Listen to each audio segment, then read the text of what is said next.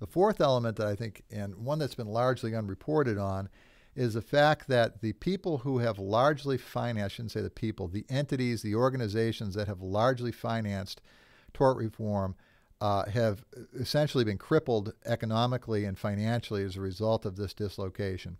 Stop and think of the companies that have largely financed tort reform: property casualty insurers, manufacturers, drug companies, the Republican Party. Basically, what we're looking at is the death of the engine that funded and drove the tort reform lobby and the tort reform myth.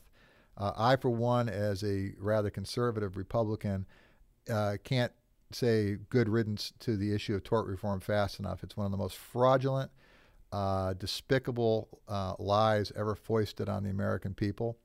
It's done purely for political reasons, and we'll certainly address that over time in other broadcasts and other blog posts as far as what I think of tort reform. And I'm sure people who disagree with me, but I think the fact of the matter is, I don't hear anything about tort reform right now. I don't think you're going to hear anything about tort reform for several years. And once again, the pendulum that had swung so far to the right, and the tort reform and many of the excesses that came about, it's going to swing back to the middle and maybe even to the left, where you're going to have a much more pro-consumer, pro-justice, liberal interpretation in the courts. And again, you may disagree politically with some of this, but the fact of the matter is that I don't think we're going to see these crushing tort reform bills and battles that have kept us so preoccupied and so distracted.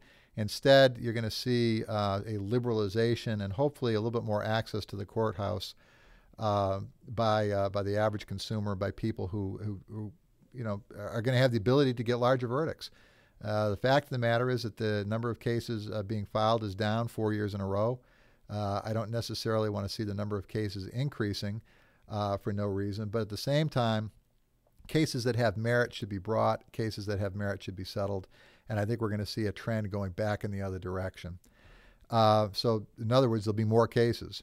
The fifth is, I think we're also about to see a very plaintiff-oriented, QS-driven market evolve in the structured settlement market. Unlike the prior golden age of the early 80s, which was almost exclusively defense-driven, back in what I refer to as the good old, bad old days, where you didn't have to tell people the cost of the annuity, where people essentially lied about the cost, where we had all kinds of pricing, deception, and a lot of the things that have, I think, split our industry and caused many hard feelings over the years and distrust among the plaintiff bar. We now are in an age where there's greater transparency. People are working cooperatively on a split basis. Both sides are typically represented in many cases, most large cases, but it's starting to filter down to most cases. And we also are going to see, I think, and again, there's people who disagree with me on this, and I think they have some good arguments as to why.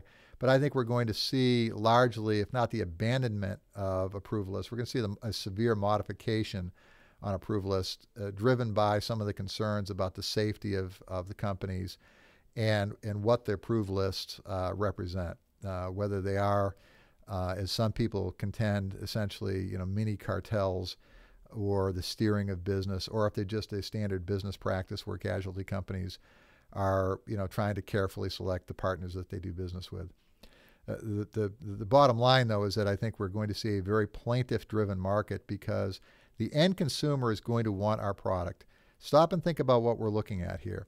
A higher interest product that has come through the worst dislocation in history with absolute safety, at a time when we've got higher taxes, when there's more cases, and there's less defense oversight, control, or disruption of the process. This is going to be a plaintiff-driven, plaintiff-requested market. And the other thing that we're looking at is that because of the internet, because of the ability to broadcast, the ability to speak to consumers directly, people can now go and research through a broadcast such as this what a structured settlement is. They can find their own advisor. They can find a way to make this work, and they don't have to just simply take the defense's word for it. Do I think defense brokers are going away? No, I don't. Do I think company structured settlement departments are going away? I don't think they're going away either.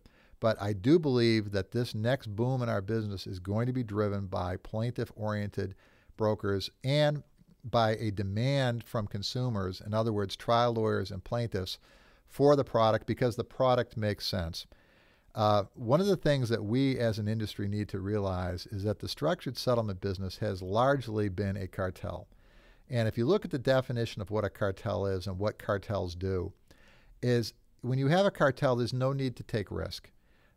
You've got artificial barriers to entry. You've got artificial barriers as to who can participate in the market. It's difficult, if not impossible, for other people to come into the market, either as brokers or as significant players.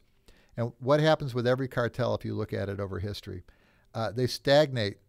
They stagnate technologically, they stagnate professionally, and they stagnate as far as growth because of these artificial barriers and because of the lack of competition.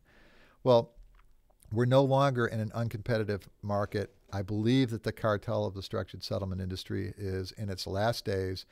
It's going to be broken down because of the information technology that you're using right now, which is the internet, the ability to research and find this information on your own.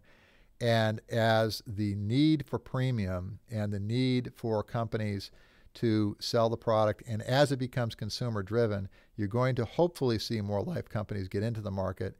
But the life companies who are in there, and as the cartel begins to erode, people are going to begin to realize something. For 20 years, we've had this competition between defense and plaintiff brokers.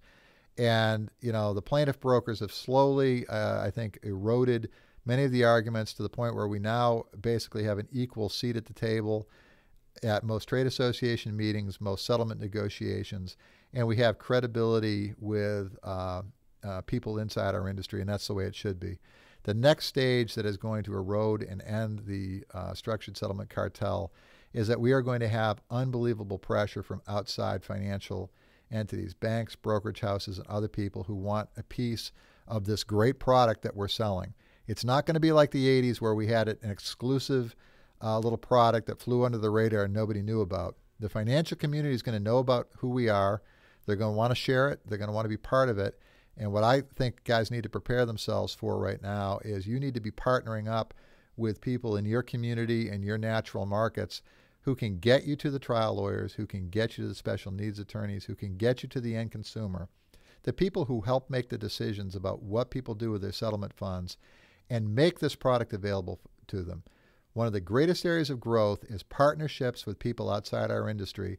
I know it's a scary thing for our business, but if we truly want to see the golden age of structured settlements, the people who have the foresight and the ability to make those partnerships are going to benefit. They're going to benefit enormously. And the forces at work destroying the structured settlement cartel have already washed over us. I think the die is cast. There's no question that this is going to be a consumer-driven product and process. And I think people can either adapt to it and prepare for it, or they can fight a losing battle, try to cling to hang on to what they have, but unfortunately what they have is going to be gone very shortly. Prepare yourself, educate yourself, don't be afraid of the current market, and understand that you're going to have the greatest selling opportunity of the last 25 years when people who are looking to invest their money in structured settlements need to find you. And they're going to find you here on the internet, and they're going to find you on shows such as the Settlement Channel and on the Legal Broadcast Network. My name is Mark Wahlstrom. I appreciate you taking the time to listen to this podcast, and come back next week and every week here on the Legal Broadcast Network.